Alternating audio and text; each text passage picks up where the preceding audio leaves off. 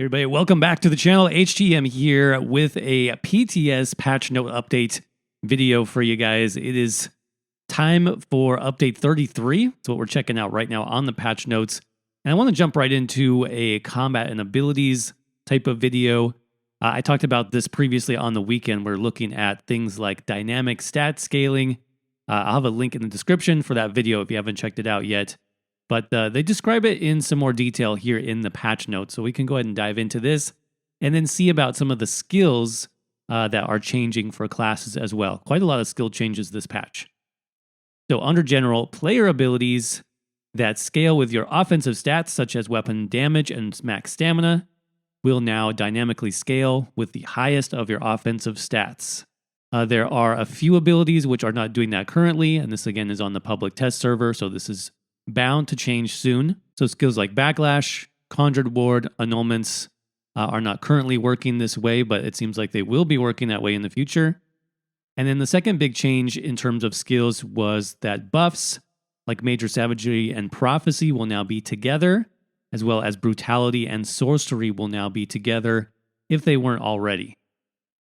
So we'll see that in some of the patch note updates here as well. Let's go ahead and jump into some of the class changes here, starting with Dragoknights. First change would be Engulfing Flames. This morphs bonus damage now scales with a mixture of your weapon and spell damage rather than just spell damage and max magicka. And the cap for this damage buff is going to be when your combined weapon and spell damage is over 9,000. Shouldn't be too hard to get that, I don't think. So that's about 4,500 for weapon and spell damage. Seems like that's still pretty doable for a lot of builds. Now, Searing Strike got a very interesting change. You'll be interested in this if you play Magicka Dragonknight. So, Burning Embers. This ability now heals for up to 100% of the damage done anytime it deals damage, rather than up to 75% of the total damage done when the effect ends.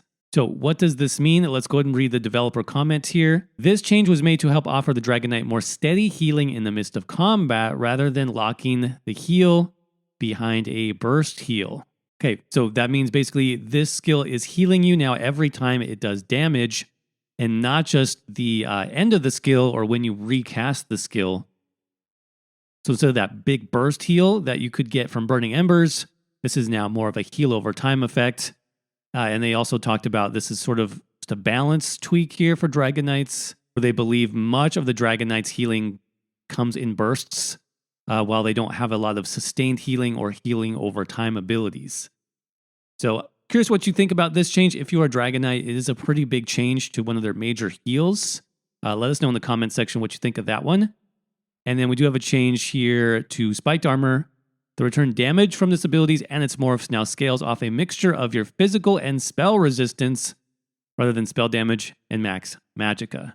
So it is a tank ability that's going to reinforce the identity. So the more armor your build has, the more damage Spiked Armor and then Volatile Armor are going to do. All right, let's move down to Necromancer. Change with Bone Goliath here. Pummeling Goliath.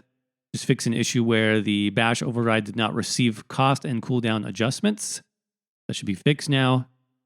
Under Gravelord and Shocking Siphon, the Mystic Siphon morph fix an issue with the tooltip, and another fixed issue with Skeletal Archer. And then Living Death Restoring Tether fixed an issue where this was considered single target instead of area of effect healing. So Necromancers are one of those classes that actually suffers from a lack of buffs, a lack of major sorcery, major brutality. Hopefully that's going to be added at some point in Update 33. We'll actually see this gets added to Templar in a little bit.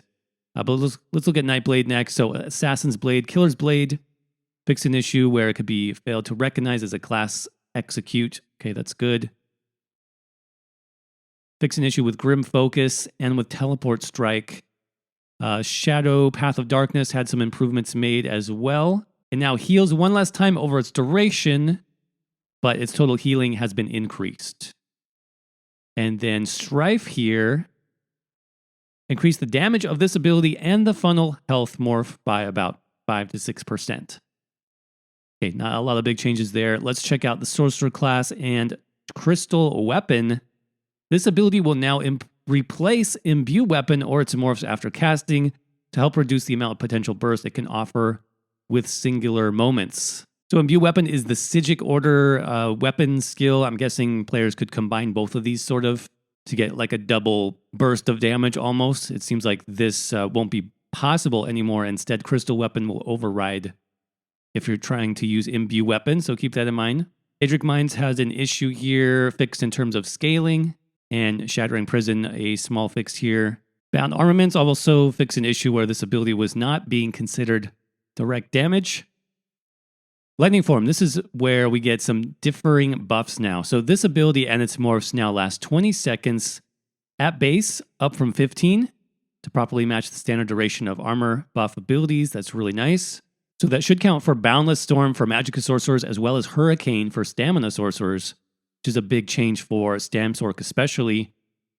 Boundless Storm, this morph now ranks up to 30 seconds, making it the longer duration morph, though it no longer ranks up in damage done. And then Hurricane, the area of effect from this morph now grows at 8 and 15 seconds, rather than 6 and 11. They reduce the damage per tick, but the total damage bonus will reach 160% at max stacks, up from 150%. I'm assuming that's because this has a longer duration now. All right, moving on to Templars. Some juicy changes here if you have a Templar. First of all, Burning Light, this passive now only deals magic damage rather than magic or physical damage, but continues to scale off your highest stats. They didn't actually explain why they are changing this. It sounds like pretty much they want to do this just to simplify things. It is a little confusing when you have things like this that do one type of damage or another. So I think with the new system where they have this dynamic stat scaling, they're going to get rid of some of these either or kind of damage dealing skills. Focus Charge, the gap closer ability, just got a small fix here. It can now be dodged, similar to Stampede. Piercing Javelin, they talked about this in the combat preview. This ability and its morphs now bypass block to live up to their name. So some people are really confused about what this skill actually does. This is a ranged knockdown skill. There is a Magicka morph and a Stamina morph. And now they're saying both morphs are going to basically pass through block. So you're going to get the knockdown stun no matter what, which is pretty nice. Puncturing Strikes and the Biting Jabs morph. So this is the Stamina Templar morph. This change is actually pretty big. This morph now grants Major Brutality and Sorcery for 10 seconds after casting, rather than just Major Savagery for 8, as Sunfire already grants Major Savagery and Prophecy. So they didn't actually mention Sunfire as an ability in the patch notes, but it seems like it was changed based on this bit of information. So Sunfire is like that ranged dot that Magicka Templars, I usually use it as Vampire's Bane, like on my solo Templar builds. That skill is now going to be viable for both Stamina and Magicka Templar, which is really cool. This is going to be a strong ability in both PvP and PvE, and it's giving you both forms of crit chance, both weapon and spell critical. So the interesting thing, though, is that Puncturing Strikes morphed into Biting Jabs is going to give you Major Brutality and Sorcery. Templars have never had that buff ever, and now they got it on Biting Jabs. This is really interesting. I'm not sure why they did that.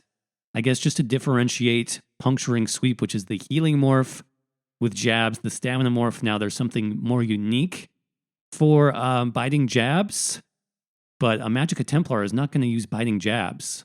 So this is good for Stamina Templar, but it's kind of worthless for Magicka Templar, I guess. I'm not sure why they did that. It seems like an odd change, even though it is strong for Stamina Templar especially. But let's keep going. Spear Shards got a buff to the range, slight buff there, 28 meters, though they did reduce the radius, and that's just to match the visual effect. Radiant Ward increased the shield scaling to 20%, up from 9%, so that's a pretty strong buff there. Living Dark, they reduced the snare potency down to 40% from 60%, and Unstable Core just got a fix here in terms of the cooldown on the effect. Also, Sacred Ground fixed an issue where this passive was not working with Ritual of Retribution. All right, let's talk about our last class here, which is the Warden. So Animal Companions and Deep Fissure, this is the Magicka morph of the skill. They increased the duration of Major Breach up to 10 seconds from 6 seconds. That's good. Growing Swarm, this morph now limits the number of active targets you can have to 1, but they increase the damage of the area of effect portion by 50%. Okay. Green Balance, we got some healing changes here a lot, in fact. Fungal Growth, so that kind of AoE frontal heal from the Warden. Increased the healing of this ability and its morphs by 12% to meet the area of effect burst heal standards. The cost remains the same since it covers less area than others. So that's a very nice buff for Warden healers as well as solo builds. That's going to affect the stamina and the magicka morph of that skill. Healing Seed, they did some back-end improvements to this, fixed some issues with the synergy. And Corrupting Pollen, this ability now prioritizes lowest health enemies with major defile. Okay, Lotus Flower, they talked about this in the patch note preview. So, reduce the cost of this ability and its morphs to $13.50. That's a super low cost, which is nice. That's similar to Nightblade's leeching strikes and siphoning attacks now, which is good. The base ability now grants Major, Prophecy, and Savagery, so both buffs, very nice. Green Lotus. This morph now increases the number of targets healed to 2, up from 1. So it's a nice group healing skill. It also increases the healing of the light attack up to 1,500 and the heavy attack up to 4,500. So that is a juicy, nice heal on Green Lotus. And then Lotus Blossom, this morph now increases the duration of the effect to 60 seconds. Wow. That's one of the longest healing effects in the game now. That's pretty impressive. I like it. Nature's Grasp reduced the healing by 10%. And Bursting Vines reduced the healing by 25% to ensure it's not stronger than other burst heal abilities like Rushed Ceremony. Okay. Bit of a nerf there if you like that skill.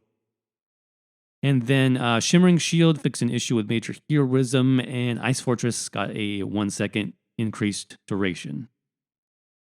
So overall, very interesting changes here. I think Templar got the most class changes, but I feel like some things were missed.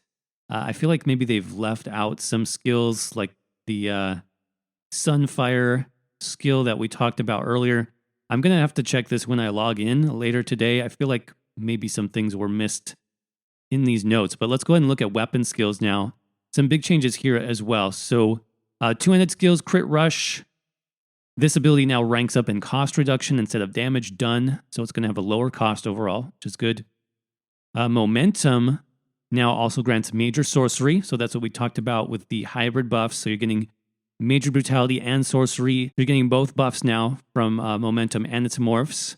Forward Momentum, they increased the final cost quite a bit there, but they increased the duration of the buffs up to 40 seconds. So that's really nice, actually, just to manage your buffs easier. And then Reverse Slice, this was kind of surprising. They increased the cost slightly here. And then Reverse Slice, which is the AoE splash damage morph, it now does 100% of the original hit, up from 78% at max rank. So this is a big change to two-handed builds, especially for like clearing through dungeons, trash packs, and things like that. Reverse Slice is going to be really strong because it's doing full 100% damage on each hit to all those enemies who are in splash range. That's really big. So One-Handed Shield, they talked about this change a little bit earlier as well. Power Bash is now considered to be bash damage, and it interrupts casting targets. So it's basically its own bash attack. This means the damage will increase with bonuses to bash. So that includes like sets, bash focus sets, the CP stars that we have that increase bash damage. One note here, it will not inherit cost reduction bonuses to bash. So that's still going to apply to the standard, bash attack.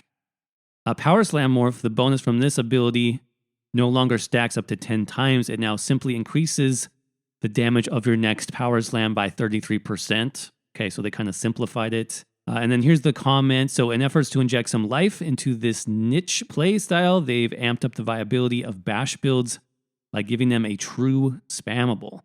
This is pretty interesting. Let me know in the comments if you guys would like to see some bash builds on this channel. It sounds kind of fun. So Shield Charge and Shielded Assault increase the shield granted to 25% of your max health. That's a good size. And then Invasion, reduce the base cost just a little bit there. Okay, Wield, Flying Dagger. This ability and its morphs now grant major sorcery. So there you go.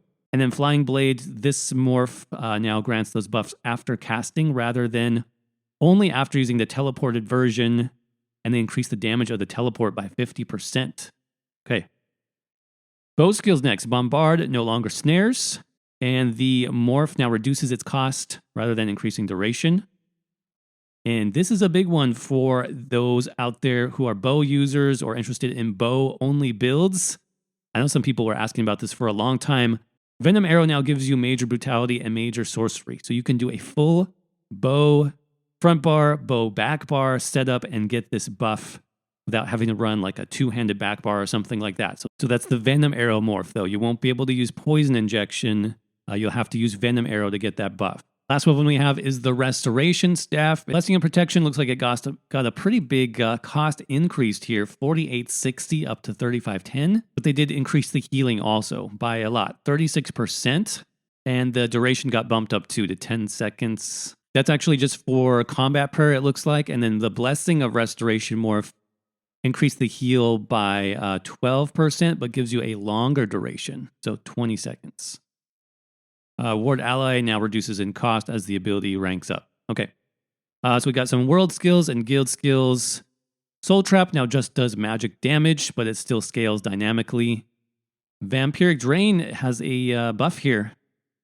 50% damage done per tick. Finally, a vampire buff. Just one of them, though. That's it. So Werewolf Piercing Howl and the Howl of Agony morph fix an issue with the bonus damage there. Fix an issue with Pounce as well. Sigic Order, we talked about this a little bit with Crystal Weapon. So they did reduce the cost. So keep in mind that you just you can't stack that with Crystal Weapon anymore if that's what you were doing. And then finally, Assault Skill Line, Magical Detonation. Fix an issue where it was not properly scaling with your max stamina, even if it was higher than your max magicka. Okay, so that is the full list of skill changes. Like I said earlier, it feels like maybe they left some things out of this list. Like when we're looking at guild skills, what about Mage's Guild? For example, Degeneration, that skill usually would give us major sorcery, increasing our spell damage. It's supposed to give now both major sorcery and major brutality. That was not mentioned. Same thing with Inner Light. That gives us the major prophecy buff. It's supposed to be giving both major prophecy and major whatever the other one's called. I'm forgetting. That was not mentioned. Same thing with Camouflage Hunter. I didn't see any Fighters Guild abilities listed here either. So it seems like a lot of things maybe either got missed in this first week or maybe they're on the server. They're just not in the patch notes. So I will be investigating later today and the rest of the week. Keep an eye out for more videos as we go over all the skills and all the changes. I'll have a video covering the new sets as well out later. Of course, if you like this video, if you found it informative, do me a favor, crush that like button. Make sure you're subscribed for more videos just like this. And as always, thank you so much for watching, and I'll see you around in the next video. Bye.